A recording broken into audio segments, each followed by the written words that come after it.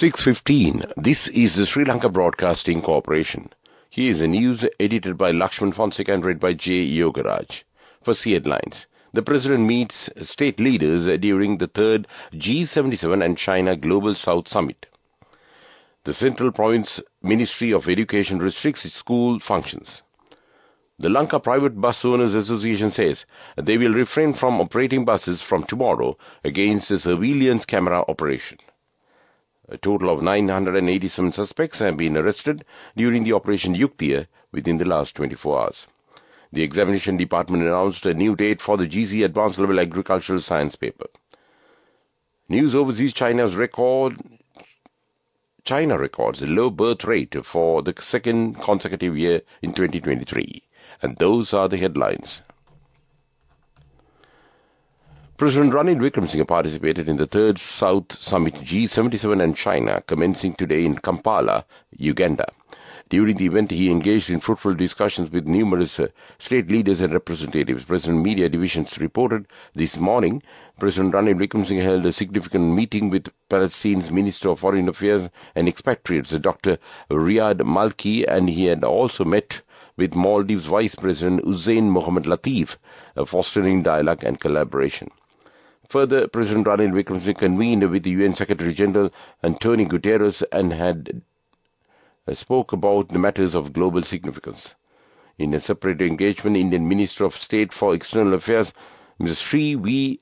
Muralidharan, had a constructive discussion with President Ranil Wickremesinghe, emphasizing bilateral relations.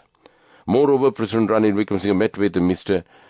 Poksei Keithamphron, Deputy Minister of Foreign Affairs of the Republic of Laos, and Mr. Ivan John Uy, Secretary of Department of Information and Communication Technology of the Philippines, further enhancing diplomatic ties with cooperation.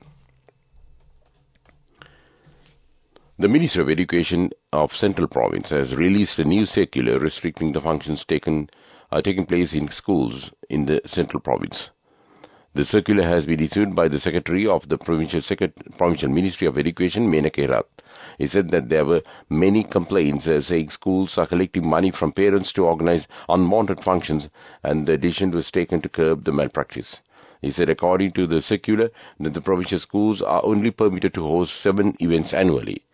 The circular has also given to the principals further direction regarding the events that ought to be held and additional guidelines in this regard. This news comes to you from Sri Lanka Broadcasting Corporation. The police has decided to trace traffic offenders in Colombo using the surveillance camera system. Police is also planned to send the fine sheets to bus owners based on CCTV footage from tomorrow. Referring to the operation of the Lanka Private Bus Owners Association said that they will refrain from operating buses from tomorrow.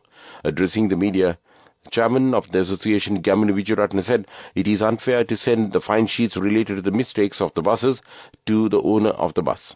He added, police have taken the decision without having any discussion with the bus association in this regard. It is unfair to send fine sheets related to the mistakes of the buses to the owner of the buses. He further said that the bus owners are ready to agree to this proposal if the bus priority lane is implemented and proper arrangements are made for operating buses. The Public Security Ministry says a total of 987 suspects have been arrested during the island-wide Operation Yuktiya within the last 24 hours. The ministry said 663 suspects have been arrested over drug offences, and 324 suspects who were on the list referred to the crime OICs of police stations were also arrested accordingly. Among the 638 suspects arrested over drug offences, 12 are being further investigated into under detention orders, while 14 drug addicts have been referred to rehabilitation centres. Meanwhile, 14 suspects were on the wanted list of the Police Narcotics Bureau, and the Police Special Bureau were also arrested. The police said among the 324 arrested suspects in the list sent to the Criminal Division, there are 90 who had pending open warrants over drug offences and 222 open warrants over non-drug offences. The examination department has announced a new date for the GC Advanced Level Agricultural Science paper. Accordingly, paper 2 of the Agricultural Science will therefore be held on February 1st from 8:30 a.m. to 11:40 a.m. and paper 1 is scheduled for the same day from 1 p.m. to 3 p.m. Commissioner General of Examinations Amit Jai Sundara said the admission cards for the private applicants will be mailed to their personal address, and for school applicants admission cards will be delivered to the respective school principals. Meanwhile, the second phase of the third school term, which was previously scheduled to commence on February 1st, has been postponed to February 5th, Monday, due to the announcement of a new examination date. And that's local news. The main news story is brought to you by Sinhala Mahatma. Jaffna District Parliamentarian S. Sridharan was elected as the leader of the Ilangai Tamil Arasu Katchi, ITEC, and he was selected as a party leader at the election held to select the party's new leader held at the Trincomalee Municipal Council Hall this morning. After former party head Mavisena Adiraja was removed from the office, an election was called to choose a new leader. Accordingly to the political analysis, this was the first time the party opted to organize an election to choose a new leader. Members of the Parliament, President's Council M.A. Sumandran, S. Sridharan and former MP S. Yogeswaran contested the election for the leadership of the party. Parliamentarian S. Sridharan is from Kandavalai in Kilnochi district, though he is originally from Delf Island. Sridharan was educated at Jaffna Hindu College. After school, he joined the University of Jaffna and has 20 years experience as a teacher and a principal from 1990 to 2010. When he was elected as a parliamentarian in 2010, he was serving as a principal. And that came to you in Top News. The main news story was brought to you by Sinhala Mahatma.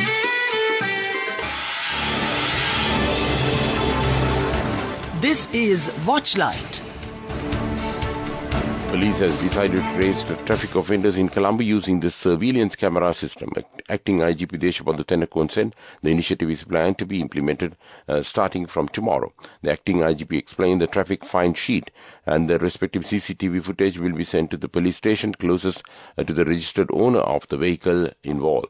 He said the decision was taken as a substantial number of traffic rule violations have gone unnoticed by the police officers stationed at the locations where the surveillance cameras have been set up. Coming up, world news. With the headlines, the explosion at St. Petersburg gas terminal, officials say. North Korea's foreign ministry announced that President Vladimir Putin is visiting Pyongyang soon. China records a low birth rate for the second consecutive year in 2023, and those are the headlines of the world news. An explosion has occurred at a gas export terminal near the city of St. Petersburg in Russia. The blast caused a large fire, state-owned RIA Novosti news agency said. It said the fire had been contained and there were no reports of injuries. The cause of the fire is not known, but local media have reported that the drones had been seen in the area. Both Russia and Ukraine have used drones in the current conflict. Ukraine usually does not admit such attacks. Russia launched its full-scale invasion over Ukraine nearly 2 years ago, but has made little progress in recent months. On Sunday, 13 people were killed and 10 injured by shelling the Russian-controlled city of Donetsk in eastern Ukraine. North Korea's foreign ministry has announced Russian President Vladimir Putin is willing to visit Pyongyang soon. If Putin does, it would be the first visit to North Korea in 24 years since he first visited there as a Russian president in 2000. Ruling party newspaper Rodong has reported North Korean Foreign Minister Ko Sun-hui's 3-day official visit to Russia had invited Putin and Foreign Minister Sergei Lavrov to visit North Korea. China's population fell for a second consecutive year in 2023 as a record low birth rate and a wave of COVID-19 deaths when strict lockdowns accelerated a downturn.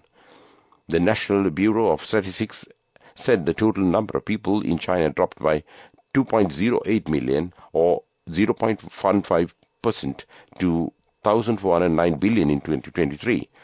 That was well above the population decline of the 850,000 in 2022, which had been the first since 1961 during the Great Famine of the Mao Zedong era.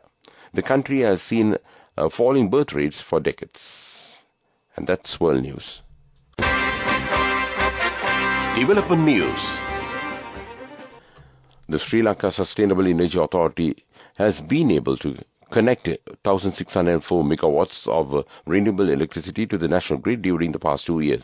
Chairman of the authority, Ranjit Sepal, said the renewable electricity was generated mainly from mini hydroelectricity plants, wind power, solar power, and also from combustion of biomass, including the firewood.